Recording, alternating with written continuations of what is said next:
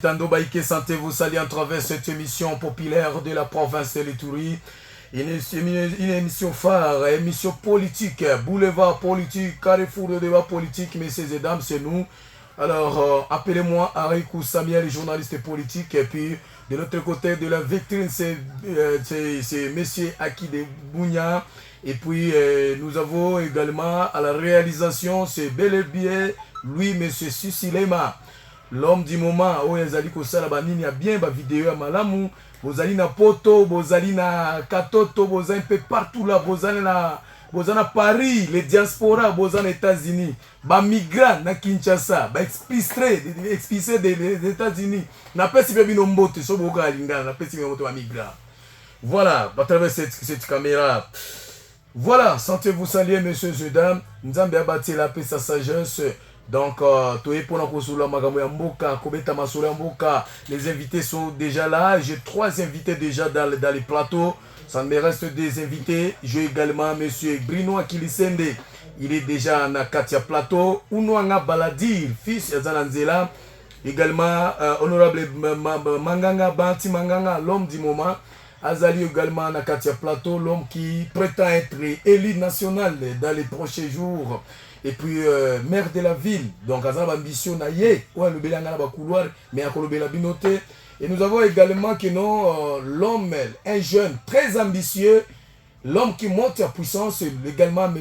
Grace Mbala, l'homme qui est toujours proche de la population, alors, très engagé, déterminé, à l'ingité qui a mon abati valeur. Donc, Topesi Yembote Azali déjà na Katia Plateau, awa messieurs et dames. Tokopé sa restitution également à M. Grace Mbala par rapport à la matière ekobima ba révélation milinga ekobima. Milinga ekobima te. Une émission au cœur de la vérité, rien que la vérité sans outrage ni insulte, messieurs et dames. Nous sommes dans la province de l'Ituri, ville de Bounia, messieurs et dames.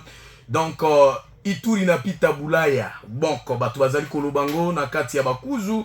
Alors, mais pourquoi non va préparer hier, donc je pense hier, on avait présenté déjà 11 sujets chinois et puis des Congolais, bazali ko exploiter illégalement notre or na niveau ya Nizi, ba présenter ki bango lobby na devant l'exécutif provincial. Donc le lieutenant général Johnny Luboya Kachama, donc on va présenter qui bango lobby bazali ko piller minerai richesse na biso bazali ko iba mais bazali ko se poser la question se retrouver wana ndengeni na Nizi depuis 2024. On va en parler, messieurs et dames. Restez toujours branchés, nous c'est Show News TV na niveau ya WhatsApp et donc na YouTube et puis beaucoup tabiso pe na TikTok. Voilà. Lobby marche moko pacifique et salemaki les habitats donc victimes ya Chunga Tokende kuna et puis je salue à travers cette émission tous les journalistes au Tokende qui couvrir l'événement Tokende qui kuna to fandi tout kosol qui basala qui marche pacifique ezala qui encadré na PNC donc PNC ba cadré qui marche on a malam bazala qui est belé bon mona qui ba image totia qui yango na ba TikTok un peu partout là ba plateforme. La population habitat Chunga, beaucoup tout na ezali batunini bango bonga qui va indemniser bango. Ils en ont raison, donc droit, il faut indemniser bango. Ezala qui première vague ezali juste pour l'élargissement ya nini ya aéroport ou ezali ko prétendre être international dans la ville de Bounia. Première vague ba indemniser bango. Ba pesa bango mo misolo ba kende ba misombe lopango place sous ba kende ba tikeli l'état. Deuxième vague, ba libérer pe bango, ba indemniser bango normalement qui ezala quitté. Baloba que là, je félicite Mogabao, baloba qui bango encore selon un arrangement ezala qui que non, première vague et deuxième vague. Troisième vague qui se pose maintenant, troisième vague ezali ko poser problème. Peuple ba moni ba si ba tindi ba sengi ba audience ba si ba mais qui kobeta beta mais de toutes les façons ba bi que non donc aucune suite. Dans la part des autorités à place nationale et provinciale. Alors, Bango Basenga qui est officiellement marche pacifique. Ils allaient encadrer la police nationale. Et tozalaki wana babandaki depuis kuna na chunga kuna sima aéroport nabite kuna mboko na bandai. Donc bandai kuna bakei bamati bakendeki ko déposer mémorandum na bango na exécutif provincial. Arriva là-bas, je vous narre la situation. Bakomi kuna et bakuti agenda ya gouverneur de la province quoi il permettre te ko yamba bango. Oh tokutaki wana gouverneur azalaki a pleine réunion.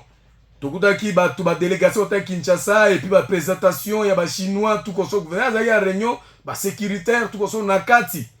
Le gouverneur avait délégué quelqu'un et un conseiller naye. A délégué ba conseiller ba ya kosolo nan mais peuple bazalaki impatient ba sepela gité. Babimaki na baza très décis. Bango souci na bango ezalaki ke lokola bana baye kokuta na papa bamona na papa malheureusement papa azalaki na réunion. Moyen bango ezalaki te mais quand même il y a un donc message moko le kanaki il y a conseiller ezalaki aimé lobby. Il s'est adressé avec c'est donc ses victimes. Bokolanda intégralité.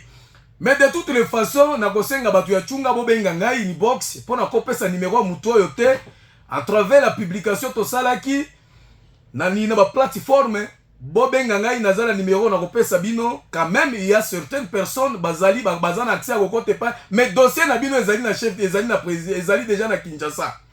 Ndenge ba ibisa bino na kati ya na gouvernement provincial que dossier ezali déjà kuna boza identifier tout consort mais ils ont monde politique, ils ont 5 appui.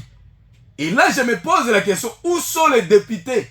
Bino bato chunga bo vota ki bango. Nga na zozo ngisa ba députés. Où sont les députés? Boza ba député national ya Irumu. Baza wapi obino opesa bango voix. Nazo bato bazo bundela bilo kwa ezali ba grâce mbala, ezali ba Bruno Kilisende, ezali ba donc ba acteur politique baza na mandat na bino wa peuple été. Moi je fais attaquer journaliste. Mais de toutes les façons, où sont les députés? Baza na niveau à Kinshasa.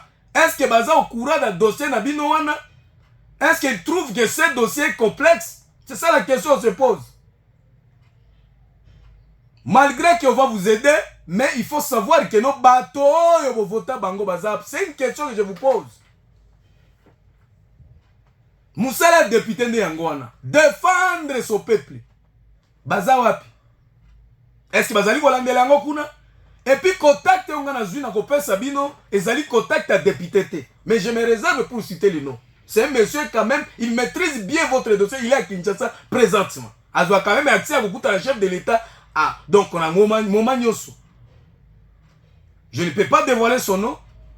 Mais bon Lukanga comité, bon Lukanga na zope Sabino numéro 1 a beaucoup harmonisé.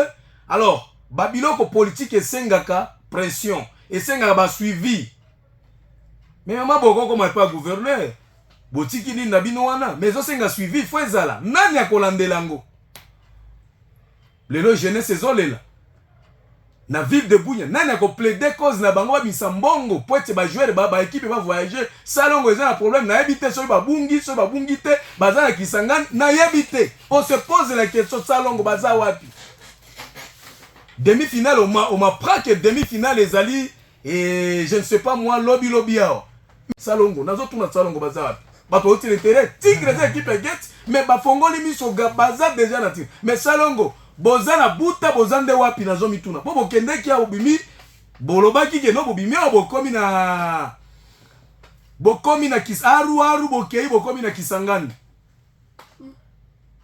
Bozoki ne buta, bo se retrouver kuna ndenge ni chauffeur ya bungi. Qu'est-ce qui se passe? Je mène des investigations. Salongo bozawa. Demi-finale les vendredi, et ça frappe ou bien bozawa ou bien bokei nangina tuna. Avec beaucoup de respect mon capitaine, président Salongo. Salongo ezawa pitolingi toeba, Salongo eza équipe na biso. Oh ezala qui a super forme dans la ville de Bunya, ngana mona ki match na bango. Na moni ba talasie lokola bayu. Na moni ba talasie lokola oh babengi jogo, joueur babengi nani? Joueur babengi nani? Ekoya. Malike. Meilleur joueur. Bobungi, Bozaka na Kisangani compétition zo ke négocier là selon les informations à ma possession. Tigre équipe ba uti na get baza chondo. Mbala moko na nina na buta bazobeta. équipe babengi yango elikia donc nani donc babengi mosilikisi baza déjà lamuka ya aru baza déjà kuna chodo mais salongo baza nazo ka ekwa salongo te salongo eza wapi bokendeki to bokendeki te c'est ça la question là donc la population de la ville de Bunia mazali kotuna c'est ça ma question bato salongo botendir nga rigueur te j'ai posé une question parce que nazoyoka nga naza journaliste politique mais il faut na compte eza la situation ya mboka salongo babungi nzela salongo bakoti selon ma spéculation que chauffeur ende sali qui va se retrouver na Kisangani chauffeur babungi nzela pendant que équipe ya Tigre Zamba bakemba na moko chono na buta c'est ça la question se pose bino garçon ya Bunia ya bisoga les représentants à Bunia valable. Salongo Ezapi, mon capitaine, le président, Salongo Ezapi, expliquez-nous. Salongo, compétition de négocier là. Bane ya bateau. Comment on va se retrouver dans Kisangani? Eldorado Bimia Bakei, Bazongi. Gambele Bimia Bakei, Bazongi. Moble Bimia Bakei, Bazongi. Lamuka, Bazobeta, compétition à Aru. Tigre. Oh, équipe ya Paul Babango honorable. Baza kuna zoe ta compétition. Demi-finale eza d'ici là. Mais nazo yo kaiko salongo te. J'ai posé une question. Vous répondre ngai. Attends la numéro na ngapi. Vous répondre ngai. Salongo eza wapi? Où sommes-nous avec salongo? Où sommes-nous avec salongo? Baza bloqué. Pour te mettre lobbying ya déjà batinda mbongo. Honorable Paul Babango. Bon luka salongo apparemment peut-être baza na blocage quelque part pour tinda mbongo. Comment salongo chauffeur ya kobungi cette équipe? Voilà. Baki que non, chaque moutou tozo accompagner bino. Brino il faut yeba, bo votaki nani. Grâce mbala il faut yeba bo votaki nani batu ya chunga. Bato bo votaki bango baza wapi? Est-ce que bazo benga tabino bazo ya bozo benga bango bazo ya ba téléphone? Le représentant du peuple, ba députés nationaux, profession implication nabino on est dans un sentir te par rapport à dossier population nabino base électorale nabino tolingi toyeba bovotaki banani bokolo bango wateme bokolo belanga ni box bovotaki banani je suis obligé faut na benga ba député wana na benga bango par téléphone tozo sentir yote zolela bato yi presse le peuple d'abord c'est idéologie parmi ba idéologie à de pes le peuple d'abord. Quelle intervention avez-vous faite? C'est une question, j'ai posé juste la question. Quelle intervention? Donc comme il y a gouvernement provincial, malgré que ma déclaration, mais quand même j'ai approché les conseillers du gouverneur en matière d'infrastructure. Natounie Bamituna. Il était clair. Dossier est déjà à niveau à Kinshasa. Dossier est à Kuna. Bateau a combien de solutions, bien sûr, c'est Kinshasa. Dossier est à niveau à Kinshasa déjà. Boza identifié. Et ça va millions, selon lui. Et ça va millions à l'État. Et comme il m'a dit, benga à l'État, pour être comme. Bah, ministre Razali Kobanga, il faut que je ça, c'est ça la réponse. Mais dossier est allé à court. Mais ce qu'ils ont donc recommandé à la victime, il faut comme audience officielle. Même lobby comme qui nazo senga bateau bozali entourage gouverneur na bateau bazali na réception pardon dossier bateau bana bangi bakuta na papa na bango bayoka repose ya papa tamsuyo kozala moko ya kosoulager bango bateau na soyo basengi audience bopesa bango bo accorder bango je suis pris gouverneur de la province ozalaka muteo malamu nazali ko plaider cause ya bateau oyo loba ta eloko moko pona bango yamba bango ozana gouverneur malamu ozana popularité déjà na mboka otikel ba itourie makambo malamu ba goudron makambo ebele be eloko tozali ko senga yamba bango yoka bango lobela bango ata makambo molioko atalika molioko bayoka kaka ezongisa bango ekisa bango motema bazonga parler c'est ça c'est une recommandation boyamba bango gouverneur eza batu nyonso gouverneur mutu nyonso akokoma wana akuta l'exécutif boyamba ye ayoka tamusa kopesa information ya malamu toka eme lobi alobaki nini par rapport na biloko wana simango topesa grâce mbala abeta restitution par rapport na ba tournée na ye. Abeta tournée na ye par rapport na tournée na ye restitution lokola to pesa to mosusu se mango to ko tisko ba fait ça ya. Et alors messieurs et dames to ko ka pe victime. To wa victime wa lobaki ni ya chunga se mango to ko tasiko dada. Voilà. Bouzaï Bilé, Obitando Baïké, messieurs et dames, nous sommes à la province de l'Itouré, ville de Bounia. Une province qui monte en puissance, messieurs et dames. À tout à l'heure.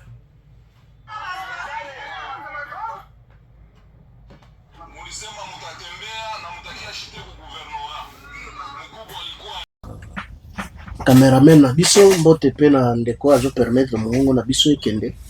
Mbote na ndeko Xavier. Mbote na ndeko Grace. Merci. Mbote pe na ndeko Anecho, mbote pe na Bruno. Toko telebele na fait ça. Non, mbote non. Mbote, je vais orienter le débat. Okay. Je vais orienter le débat. Bruno qui sende mbote na yo. Mbote ndeko Sami. Na PSP mbote na ba auditeur nano ya radio RTS bazolanda biso surtout le tandi ya province particulièrement ya ville ya Bunya na besi mbote na ba débatteur nyoso bazana plateau Anecho grâce honorable Manganga et puis Xavier sans oublier notre caméraman Sicilema. Oui. Faut tanga komoni ba toisa mais kilibayo ba Bon, je crois il est connu même si on ne cite pas son nom, il est déjà connu. Je crois nous avons beaucoup de faits ça parce que nous venons de Mambasa. On aura un moment donné, c'est pas dès lors que vous allez commencer à arrêter les débats, nous allons. Vous en avez combien de faits ça? Bon, fait ça, on a presque 3. C'était 4, mais heureusement, mon côté na 6 dossier Amine. Alors, on a aussi gagné pour na 6. Amine toujours sur les dossiers moi. Mais on a 3 faits ça pour na dossier. On peut ça gambote, tout ça local en ndenge ça là. C'est ça. On peut ça bino beta fait ça. On a baladé mbote na bienvenue. Vraiment mbote mingi. Mbote mingi na Sami Ariko. Merci beaucoup. Na mama na biso ya pembe ba côté kuna bazolanda biso. Merci. Mbote pe na master anga ya. Alobaki merci pour na cadeau wana. Oui. Yebisa epeka na sika. Anacho sombe moi sinanga super, faut ba micro. Anacho sombe super na moi sinanga. Non, le faut na loba. Anacho sombe na Kinshasa super. Asombe ni papa Vince. Abike non yo zali moi si journaliste politique ngo benga bango na ba gouvernorat tout so, il faut ba kosima. Bien on a beta quand les états en bon monde politique. Moi c'est zola ta super. Akomi ko loba papa kende, il peut se courage kende. Kala zayi ba ko mayo, même le lo ko mi kende aya. Oui, allez-y. Yo ça secret, pourquoi ça secret? Non, il faut que tu ça dans bon moy. Faut que le mano. Profiter ko pesta master anga Javier, répéter sur na PC mbote bien habillé. Na mona ke na image na Bambasa na bien na biso. Gile Lobe na PC mbote sika zolandanga. Na PC pe mbote na honorable Manganga. Ça lingi Gile Lobe makasi. Na PC pe Shauri mbote tozaki na bango quelque part.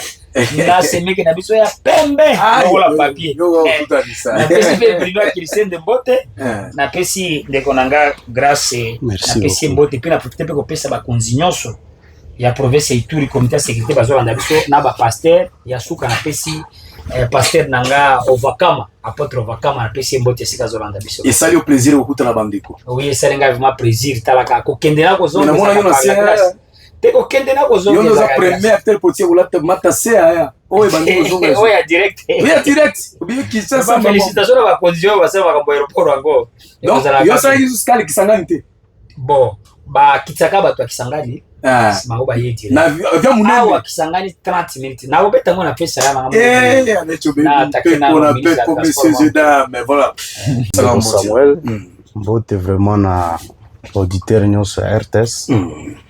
Mbote surtout na ba acteur politique oyo bazondima ko relever ba défi à province entre autres Kuluto Anecho Baby, Bruno Kilisende, l'honorable Manganga, le cordon Sali Asani.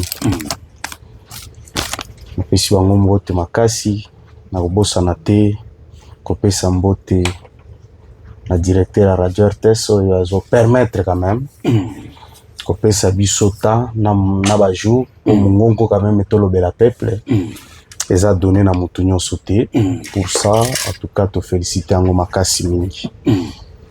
Très bien. Monsieur Xavier Ansani, Moti Nayo, bienvenue, très bien habillé là. Ok, Bosami, on a une invitation. Moi, je suis débatteur, je suis débatteur, je suis na Mambasa. On a un peu de zali no lobby. Merci Cordo. Grâce à ça, trop actif ces derniers temps. C'est une bonne chose. Biso toujours en train de politique. Nous avons une approche au sein de la politique, mais c'est encourageant. Merci. C'est qu'ils ont compris le combat. Alors, dans ce pays, nous avons un studio innovation et salami, caméra, moinda. Quelque chose à féliciter. Félicitations à la directrice générale et à Radio RTS. De quoi aller on a apprécié un botte. Non, Moutongo sponsorisé. Bon, héros de l'ombre. Ngana Monica va faire sur les héros de l'ombre à Zaï peut-être. Tous en harmonisation avec lui. Sur les héros de l'ombre à Zaï, c'est un botte à féliciter parce que c'est rare de voir les oiseaux s'intéresser. Bon, alors Sami, on a peut-être les dirigeants. Parmi les radios que je vais récompenser après-midi, ça sera RTS. RTS, oui. Attends, na komi ministre national na banda olega na RTS. Na yea wana olega na RTS.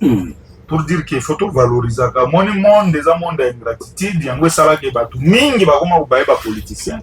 Biso lokola génération sika, je pense qu'il faut tout ça la différence.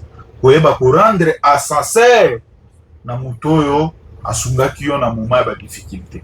Yondo le bien monsieur ça registré. Ouais.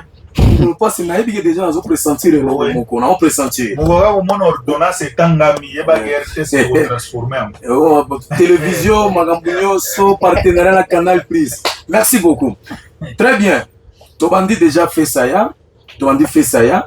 Topé Sabino so fait ça ya. Simango grâce à vous avant que tout le dossier mine d'accord ça là qui ils ont fait donc na niveau mine. T'es au na CG. Et au côté na CG. Tobandi na fait ça ya.